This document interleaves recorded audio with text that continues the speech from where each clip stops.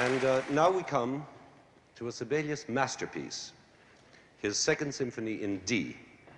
To the Finnish people, this symphony is just as much a patriotic piece as Finlandia is. For them, and for many people all over the world, the Second Symphony carries with it the meaning of freedom, the triumph over oppression. This is partly because the music sounds so deeply nationalistic. Not that Sibelius uses actual Finnish themes or folk songs. He himself once said that he never used a single real Finnish folk song in all his music. But somehow his themes sound like folk songs. They sound Finnish, and they seem to grow out of the Finnish language itself. But there's much more to a Sibelius symphony than just nationalism. The special fascination of this music comes from the suspense in its construction, just as in a great detective story. Sibelius is like a fine mystery writer who plants clues for you right from the beginning, clues that point the way or sometimes puzzle you, but always keep you panting for the next one. And in the end, they all link up so that when the final light dawns and all is made clear, you feel the thrill of having solved a great mystery, you yourself. Now, I wish I had time to show you how this works all the way through this Second Symphony of Sibelius, but maybe I can take just a few moments to give you some idea by tracing only one single thread of this tangled mystery through the course of its 4 movements. The thread I have in mind is simply a string of 3 notes in their ascending order of the scale, like this. See, it couldn't be simpler. Now, this clue of 3 notes is planted immediately at the beginning of the first movement as an accompaniment idea, sort of a vamp till ready. It sounds like this.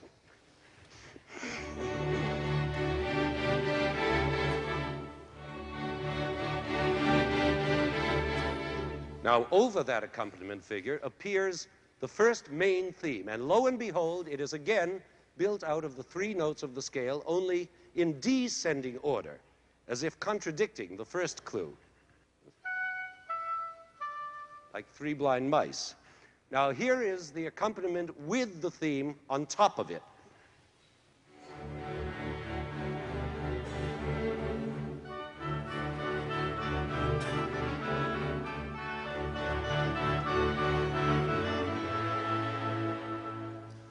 Now, obviously, Sibelius is trying to tell us something with these 2 clearly related but contradictory clues. Maybe what he's trying to tell us is that perhaps a solution to this complicated mystery case can be found by investigating a few simple notes of the everyday scale. It seems crazy.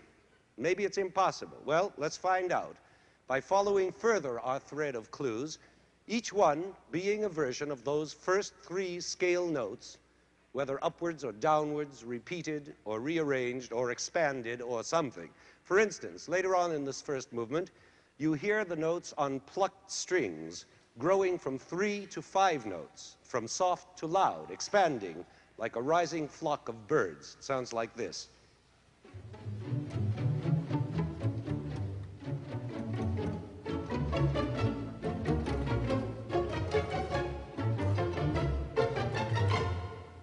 And then suddenly these same notes double in speed and buzz away like a gigantic swarm of insects. And it sounds like this.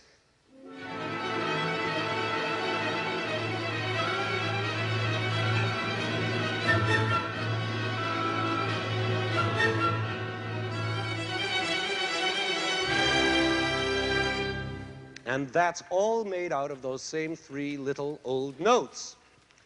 And so it goes throughout the first movement. Those 3 innocent scale notes turn up in 100 different disguises. And in fact, this happens all through the symphony. For instance, the main theme of the second movement features those same rising scale notes, only 4 of them this time. What's more, that theme is played over other scale notes, descending ones, in the cellos.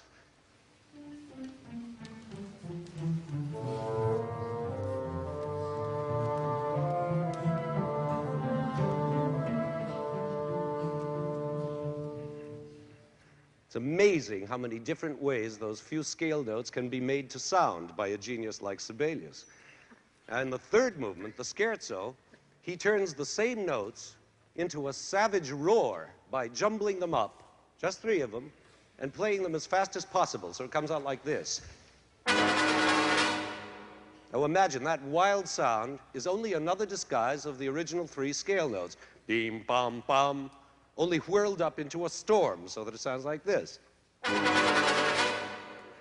And so this one thread of clues we've been tracing goes through disguise after disguise, brooding, fierce, gentle, playful, until at last we reach the fourth movement, the final one, which is ushered in by a very brave theme, a triumphant theme, made in the simplest way out of the original three notes, like this.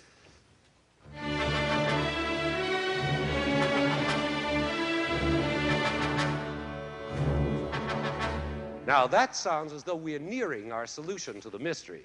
It's clear and affirmative, but not yet. We must still go through one more disguise, perhaps the most impressive one of the whole symphony, which is where the scale notes turn into a mournful, haunting, folk-like tune in the minor.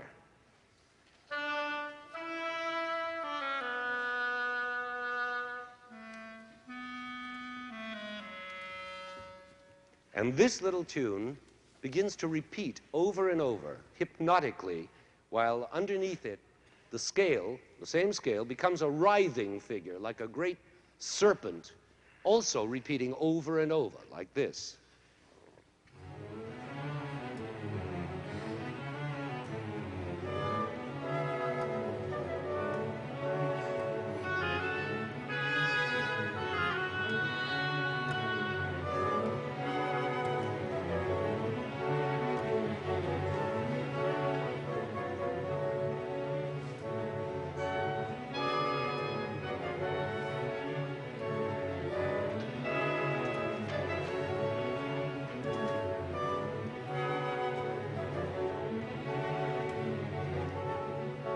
And so on. And as it goes writhing on and on that way, it gradually accumulates more and more power, more and more sound, until finally it develops the strength to burst out into the major, and the brave music is heard again, eventually leading to an ending that is almost overpowering in its brilliance.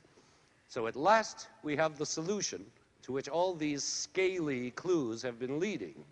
And now as you listen to the fourth movement, which we're about to play, with its triumphant ending, you may find many different meanings in this ending. The feeling of rejoicing after a storm, or the joy of climbing a mountain and reaching the top, the joy of winning a game, or passing a tough exam, or being well after a sickness. But to the people of Finland, this ending will always mean only one thing: freedom.